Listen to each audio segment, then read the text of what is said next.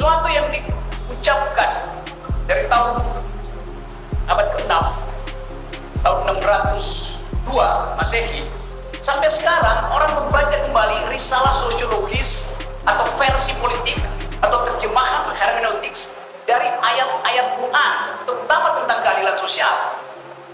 Sekarang ada keresahan di dunia ini, desain apa yang memungkinkan manusia hidup berdampingan dalam status keadilan sosial. Ada kapitalisme, gagal. Ada komunisme, berbahaya. Orang masuk sekarang pada upaya untuk memikirkan jenis ekonomi, jenis transaksi sosial yang dasarnya adalah kesetaraan manusia. Orang pergi pada studi-studi baru tentang Islam. Karena Islam adalah dokumen yang selesai, dokumen yang final, sebagai revelation, sebagai wahyu. Tidak ada interpretasi. Setelah itu, 1 tahun setelah meninggalnya Nabi, naskah itu selesai. Dan tidak ada interpretasi lain. Jadi orang melihat betul bahwa secara tekstual Quran itu memuat secara sempurna, secara lengkap seluruh bayangan manusia tentang kehidupan pribadi, kehidupan dengan alam, kehidupan dengan akhirat, dan kehidupan bernegara. Jadi saya menganggap bahwa ini ada satu dokumen sosial yang jadi acuan ketika dunia mengalami fata morgana, mengalami ilusi tentang masa depan. Itu yang memungkinkan. Saya belajar filsafat Islam cukup lama, 5-6 tahun, dan sekarang masih baca tuh. Tapi yang unik pada kita adalah kalau kita mau refleksi tentang apa sebetulnya nilai kepemimpinan leadership dari Nabi Muhammad. Apa leadershipnya? Fakta pertama adalah kepemimpinan beliau terus menjadi model dari sepertiga umat manusia. Banyak sekali itu. Kalau sekarang 9 miliar, ada 3 miliar orang secara statistik yang menganggap bahwa desain keadilan sosial ada pada Islam. Kita punya Pancasila, tapi itu adalah kesepakatan kewarganegaraan yang interpretasinya masih macam-macam itu. Jadi saya senang di sini karena kita mampu untuk mengucapkan kembali dalil-dalil itu. Dalil pertama yang saya tahu, dan saya kira bagian yang paling penting tadi adalah perintah untuk berjihad. Berjihad artinya mengucapkan kebaikan dan menyelenggarakan kebaikan. Berjihad artinya menghalangi keburukan dan mengupayakan tidak bertambahnya kejahatan. Itu pengertian saya. Tetapi negara sering menganggap jihad artinya kekerasan. Jadi negara buta huruf terhadap interpretasi sosiologis, interpretasi perdamaian yang diajarkan di dalam kitab suci Al-Quran. Saya membaca banyak verses itu. Kita sekarang ada dalam upaya untuk memahami bagaimana mungkin kitab itu diturunkan pada seseorang yang buta huruf. Bagaimana mungkin kitab itu diajarkan dan diterima oleh sepertiga bangsa manusia. Artinya ada sesuatu yang sakral dan ada sesuatu yang masuk akal di dalam uraian-uraian tekstual Quran. Nah, bagian yang masuk akal ini yang bisa kita persoalkan. Mempersoalkan artinya membaca secara serius supaya kita bisa ambil saripati keadilan, saripati kebenaran, dan saripati kejujuran. Tadi di meja itu saya sendirian mendengarkan bapak-bapak bicara pakai bahasa Aceh. Saya nggak ngerti bahasa Aceh, tapi saya mengerti bahasa tubuh dari 6 orang yang sedang bicara di depan saya.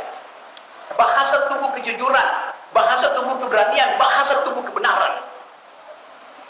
Itu dalil kepemimpinan yang seharusnya. Jujur, benar, berani. Itu yang kita mau bandingkan dengan keadaan sekarang. Tidak jujur, tidak benar, tidak berani. Ini ada kopi, terima kasih nih, kopi sotek. Sok tahu, tapi ekonomi kurang. Gak apa-apa, tapi enak kopinya. Kalau keadaan sekarang namanya sotok. Sok tahu tapi otak kurang. Ada pemimpin yang sok tahu tapi otak kurang. Akibatnya kita berutang. Akibatnya lingkungan rusak. Akibatnya keakraban sosial berhenti itu. Karena ada seseorang yang punya modal sotok. Sok tahu tapi otak kurang. Itu yang ingin kita kemukakan dalam upaya refleksi terhadap kepemimpinan. Kenapa begitu? Kalau Nabi adalah pemimpin, keistimewanya dia adalah leader. Seorang leader akan menuntun umatnya, warganya, pergi pada harapan. Itu namanya leader. Ada wahyu di depan yang kita upayakan diselenggarakan oleh seorang pemimpin.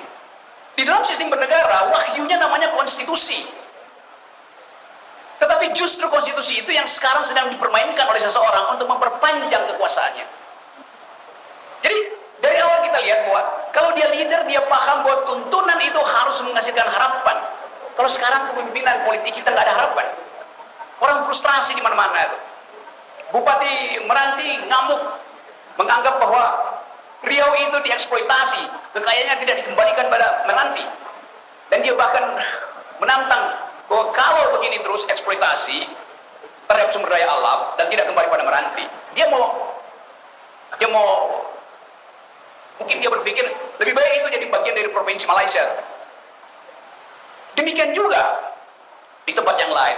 Saya baca tadi di koran, Bupati Pasir Utara, tempat ibu kota negara akan dipindahkan, mengeluh bahwa di situ tidak ada universitas. Baru sekarang dia terbuka pikiran bahwa ibu kota negara tanpa akal itu artinya tempat untuk tambah ketidakadilan. Dan kita mulai paham bahwa kenapa para bupati mulai resah sekarang, karena ketidakadilan tidak tiba.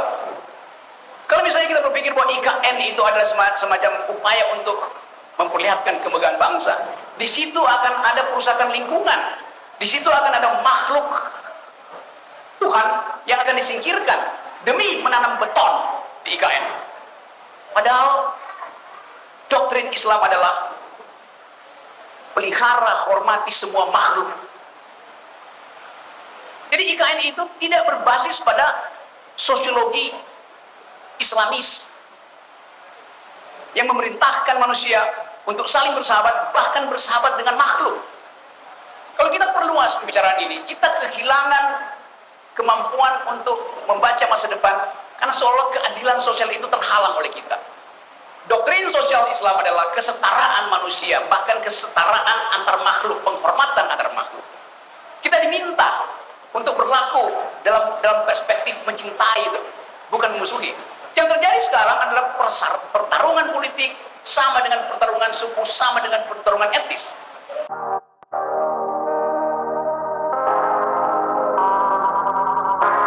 Sama dengan pertarungan suku, sama dengan pertarungan etnis. Saya pernah membaca kuliah, sebut aja kuliah, atau khutbah terakhir, khutbah Nabi Muhammad terakhir. Ketika beliau mengatakan bahwa orang Arab tidak lebih tinggi dari orang Yahudi, orang Yahudi tidak lebih tinggi dari orang Barat, kulit hitam tidak lebih buruk dari kulit putih tidak lebih indah dari kulit hitam. Hal yang itu diucapkan 1300 tahun yang lalu, yang baru dipahami oleh Perserikatan Bangsa-Bangsa setelah Perang Dunia Kedua. Islam mendahului kesetaraan manusia. Nabi Muhammad dalam perspektif itu bukan seorang rasis pasti. Orang Aceh tidak lebih tinggi dari orang Jawa tidak boleh menganggap lebih tinggi dari orang Papua. Itu ajaran Islam. Itu kesetaraan manusia. Itu khutbah terakhir dari Nabi Muhammad. Saya mengingatkan itu pada para pemimpin untuk pergi kembali pada moral code dari hal-hal yang sifatnya teologis, yang hanya mungkin dipahami kalau orang punya kecerdasan, orang punya akal sehat. Dan memang Quran diturunkan ke wilayah kedunguan ketika masyarakat Arab mengalami pensoliman karena otak tidak dikembangkan. Itu yang menyebabkan ayat pertama adalah baca. Kan itu isi pertama, dalil pertama dari Quran. Baca, belajar, pikir, ikro. Bukan kerja.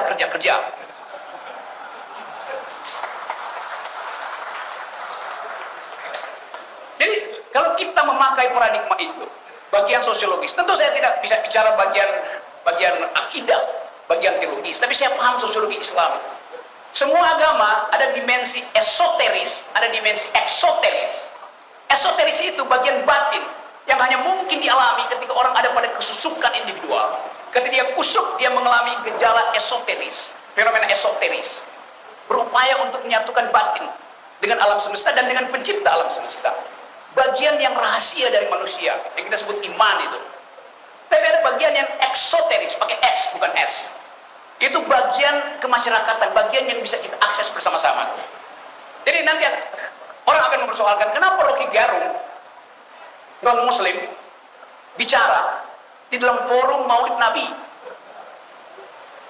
Karena mereka tidak paham bahwa agama itu ada bagian esoteris, ada bagian eksoteris, di mana persahabatan manusia itu diikat oleh janji kebenaran, janji keberanian, janji keadilan. Suatu waktu saya berceramah di Universitas Gontor di Jombang, juga dikritik. Padahal saya bicara tentang keadilan sosial. Tapi Anda kasih kritik pada Pak Jokowi, ya jelas kenapa Pak Jokowi tidak memberi keadilan sosial. Apa yang salah? Satu waktu saya berceramah di Ngeruki, pesantren yang dianggap sarang teroris. Saya diundang di situ, dan kita berdebat tentang keadilan sosial. Saya diundang. Ketika itu Ustadz Abu Bakar Basir masih ada di penjara. Adiknya mendampingi saya. Ada 5.000 orang dengerin uraian saya pakai televisi di luar. Lalu polisi datang. Pak Rocky, hati-hati, ini sarang teroris. Saya bilang, saya diundang untuk debat pikiran, bukan untuk kekerasan. Iya, tapi ini sarang teroris. Dia ulang-ulang. Iya, saya bilang, saya tahu. Kalau ini sarang teroris, ini juga sarang intel. Logikanya begitu. Di mana ada teroris, pasti ada intelijen di situ. Ini kampung teroris, pasti itu kampung intel. Kan dengan mudah kita tahu itu. Kalau seseorang bisa mengatakan itu sarang teroris, artinya di situ juga ada aktivitas intelijen. Entah untuk mengkonten, entah untuk deradikalisasi, atau untuk memprovokasi. Biasa dalam kehidupan intelijen. Jadi saya balik pada tema ini.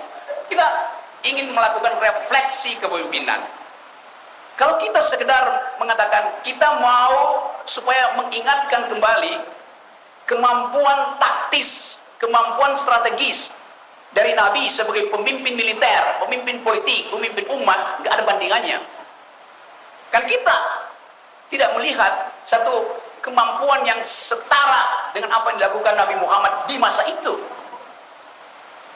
Kenapa begitu? Karena ada keyakinan di dalam perjuangan, yaitu ingin membebaskan diri dari kedunguan. Dan jihad anti kedunguan itu yang seharusnya kita sosialisasikan di Indonesia. Saya baca kemarin di Harian Kompas headline, 68% rakyat Indonesia kekurangan gizi. 68% itu artinya 182 juta orang Indonesia kekurangan gizi. Itu tidak main-main. Dengan kata lain, seluruh kampanye presiden yang mengiming-imingi generasi muda bahwa kalian akan jadi bonus demografi di tahun 2030 yang tinggal 7 tahun lagi. Bagaimana mungkin bonus demografi itu dicapai kalau anak muda hari ini kekurangan gizi? Itu fakta sosiologinya. Jumlah balita yang stunting di Indonesia prevalensinya 24%. Artinya satu dari bayi yang lahir hari ini mengalami, 1 dari 4 bayi yang lahir hari ini, ada dokter di sini, mengalami kekurangan gizi, stunting. Artinya otaknya nggak akan berkembang 10 tahun ke depan. Faktanya begitu. Apalagi faktanya, di Asia, Indonesia itu adalah negara paling dungu dari 30 negara di Asia. Nomor 2 dari bawah dungunya. IQ-nya cuma 70%. Lalu orang marah, kok Pak Rocky bilang begini? Statistik dunia mengatakan Indonesia itu negara dungu. Ya tentu masyarakat Aceh menyumbangkan IQ supaya terangkat IQ nasional. Tapi orang akan tanya, di mana, di era siapa ada kemiskinan, ada disparitas, ada stunting, ada kedunguan? Ya di era Presiden Jokowi, itu faktanya. Kita nggak ngarang-ngarang. Sementara Pak Jokowi masih merasa bahwa IKN itu harus dilanjutkan. Sesuatu yang bertentangan dengan harkat keadilan sosial. Di dalam keadaan ada 182 juta orang kekurangan gizi, Presiden Jokowi mau bikin ibu kota negara untuk memamerkan bahwa nanti akan ada mobil terbang di situ sebagai fasilitas publik. Siapa yang akan pakai mobil terbang itu? 2-3 orang. Sementara Bupati Pasar Utara mengatakan, kami tidak punya universitas, tidak punya tempat berpikir. Artinya begitu IKN selesai, tidak ada satupun tenaga ahli yang berasal dari kabupaten itu. Semua akan di outsource. Jadi ini satu kesempatan kita untuk menilai jenis kepemimpinan apa yang kita butuhkan bagi Indonesia yang sedang mengalami kekacauan ekonomi, politik, dan seterusnya. Saya balik pada situasi hari ini.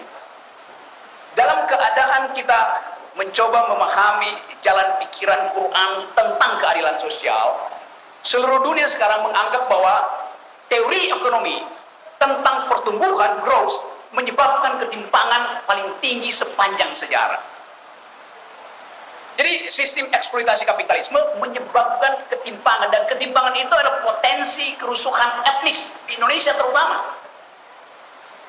Kita balik pada dalil ekonomi Islam. Di dalam kekayaan seseorang ada hak orang lain. Keluarkan hak itu karena itu bukan milikmu. Dalam bentuk zakat, mal, segala macam. Jadi ada perintah sosial di dalam ayat itu. Kita bandingkan dengan keadaan sekarang. 3 orang terkaya di Indonesia menguasai 50% kekayaan penduduk Indonesia. Kalau kita tagih, jadi zakatnya itu, orang bilang Anda mau menegakkan syariah.